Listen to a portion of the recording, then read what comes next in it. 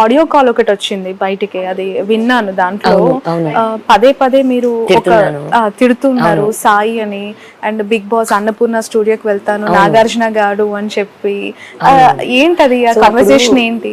నాకు తెలిసి అది ఎందుకు జరిగి ఉంటది అంటే, అతను నువ్వు ఎక్కడికన్నా వెళ్ళు నేను చూసుకుంటాను ఇది అని కొంచెం ఇట్లా కేర్లెస్గా తీస్తున్నాడు అనమాట. అప్పుడు నాకు ఇంకా అది చాలా కోపం మీద వస్తుంది. అండ్ నాకు అప్పుడు అవసరం, ఒక మనిషి అన్నది అవసరం.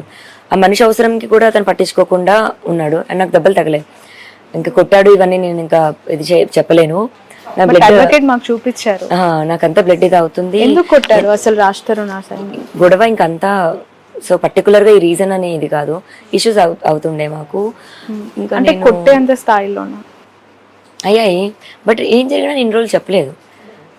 ఇంకా తప్పకే ఈ సంవత్సరం బయటికి రావాల్సింది. అంటే ఈ సెప్టెంబర్ తర్వాత మ్యాన్ హ్యాండ్లింగ్ జరిగిందా మీ పైన? బిఫోరే జరిగిందా ఇష్యూ? బిఫోర్ లేదు, తర్వాతే జరిగింది. అంటే ఈ ఇష్యూతోనే అతను ఎప్పుడు నా మీద చేయలేదు ఎప్పుడు.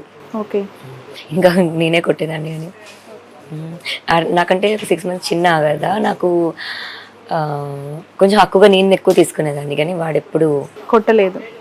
బట్ మీ అడ్వకేట్ మీ పైన దాడి చేశారు అని చెప్పి కొన్ని ఫొటోస్ చూపించారు. జరిగింది అది.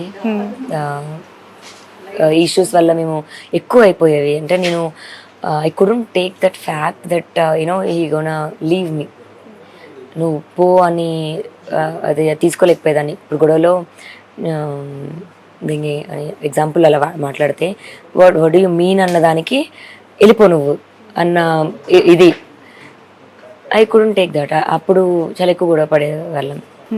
ఓకే, సో ఇప్పుడు రాజ్ తరుణ్ సెటిల్మెంట్ చేసుకోమని చెప్పి మిమ్మల్ని ఫోర్స్ చేస్తున్నట్టు కూడా తెలుసు. నాకు సెటిల్మెంట్ వద్దండి, నేను దానికోసం నేను చేయట్లేదు. మరి అందరికి నెగిటివ్గా ఎందుకు వెళ్ళి నేను సెటిల్మెంట్ మనీ కోసం చేస్తున్నాను ఇదంతా అని ఎందుకు రీచ్ అవుతుందో నాకు తెలీదు. నాకు ఏం ఆఫర్ చేశారు అంటే, ఇప్పుడు నేను డిపెండెంట్ అయ్యాను. ఇప్పుడు హౌస్ వైఫ్స్ అంటేనే ఇంకా డిపెండెంట్. అదే as I was not working, నాకు ఇంకా మనీ పే ఎక్కడి నుంచి వస్తుంది? He has to pay. ఇన్ని సంవత్సరాలు చేశాడు, మరి ఇవన్నీ గోస్ మరి నా పరిస్థితి ఏంటి అని అడుగుతాం. అప్పుడు దాంట్లోని హీ ఈజ్ లైక్ హౌస్ ఇస్తాను అండ్ 15 dogs and 4 cats ఉన్నాయి కాబట్టి వాటికి మెయింటెనెన్స్కి ఇస్తాను. బట్ అది కూడా మనం నలుగురిలో కూర్చొని మాట్లాడుకుంటేనే. అంటే ఆ కుక్కలు ఆ పిల్లలు కూడా మీరే చూసుకోవాలా? ఎందుకలా? అంటే వాడు నాతో పాటు వాటిని కూడా అబాండన్ చేసేసాడు, బికాజ్ మాల్వికి కుక్కలు అంటే నచ్చదంట. సో ఆ కుక్కల్ని చివరికి మీకు మిగిల్చి వాటికి పే చేస్తానని చెప్తున్నాను. ఓకే, ఎంతకాలం నుంచి కుక్కలు? దేవన్ నుంచి లైఫ్ స్టార్ట్ అవ్వడం 2014. ఇలా మాది అయ్యిందో లేదో 3 నెలలకు అమ్మాయికి మరి కడుపు రావాలి, వాడు తీసుకొచ్చి కుక్క పిల్లలు పెట్టాడు. అప్పటి నుంచి స్టార్ట్ అయిన కుక్క పిల్లలు. ఎన్ని కుక్కలు ఉన్నాయి మొత్తం? 15 dogs and 4 cats. వాటన్నిటికీ మీరే మెయింటెనెన్స్ ఎవ్రీడే? నేను, తమ్ముడు అండ్ ఇంకొక అబ్బాయి ఉంటాడు వర్కర్, ముగ్గురం వేసుకుంటాం. అలా ఇప్పుడు ఈ 10 సంవత్సరాలు మాకు ట్రావెల్ అయిన పోనీ పనబ్బాయి పోనీ ఎవరిని అడిగినా చెప్తారు how we used to be అని. ఇప్పుడు ఆ కుక్కలు అంటే ఎఫెక్షనేట్ కదా టువర్డ్స్ రాజ్ తరుణ్ పట్ల కూడా ఎఫెక్షన్ చాలా. అసలు మీరు తన సోషల్ మీడియాలో డాగ్స్ ని చూసుంటే, ఫొటోస్ చూసుంటే కూడా తన పెట్స్ తో ఉన్నవి అన్ని ఉంటాయి.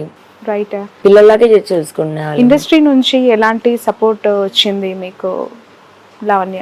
రాలేదండి ఇంకా, టు బి హానెస్ట్. ఎక్కడ సపోర్ట్ రాలేదు. హెల్ప్ కావాలనే కోరుకుంటున్నాను. మరి అతను వద్దు అన్నదానికి అతనికి వద్దు అన్నకు హెల్ప్ చేస్తున్నారో మరి ఎందుకు చేస్తున్నారో తెలీదు. మరి నేను ఇన్ని సంవత్సరాలు ఉన్నాను, మరి నాకు కూడా హెల్ప్ చేయాలి. అండ్ మరి రాజా రవీంద్ర గారికి అంత కాంటాక్ట్స్ ఉన్నాయేమో, అటు సైడే సపోర్ట్ అంతా వస్తుందేమో. నేను కూడా హెల్ప్ అడుగుతున్నాను అండ్ నాకు కూడా హెల్ప్ కావాలి. ఓకే, అంటే ఎవరినైనా రిక్వెస్ట్ చేయాలనుకుంటున్నావా? మీ అభిప్రాయం అంటే లైక్ ఈ టఫ్ సిచ్యువేషన్లో ఇండస్ట్రీ పర్సన్ కాబట్టి. నాకు శివుడు అంటే చాలా ఇష్టం అండి. అండ్ మళ్ళీ అదే విధంగా పవన్ కళ్యాణ్, మనుషుల్లో అయితే పవన్ కళ్యాణ్ నాకు చాలా ఇష్టం. ఆయన సీఎం అవ్వాలి అని అంటే ఒకరోజు అవుతాడు అని అయితే నాకు ఇట్లా ఫుల్ నమ్మకం ఉండేది. ఎంత తిట్టినా ఏది ఉన్నా సరే.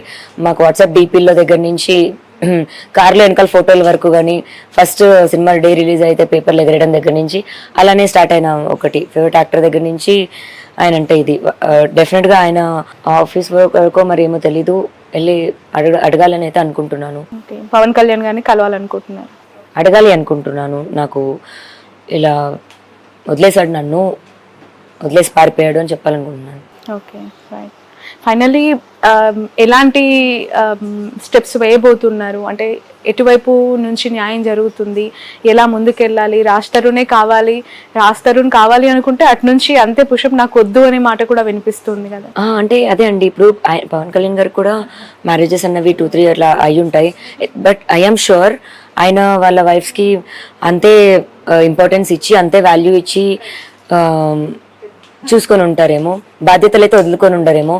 బట్ ఇక్కడ రాజధాని నాకు అలా చేయలేదు కదా, నన్ను అబాండన్ చేసి, పిల్లల్ని అబాండన్ చేసి, మాకు తిండి కూడా, ఫుడ్ కూడా ఇవ్వకుండా అతను చేసిన పరిస్థితి అయితే ఉంది.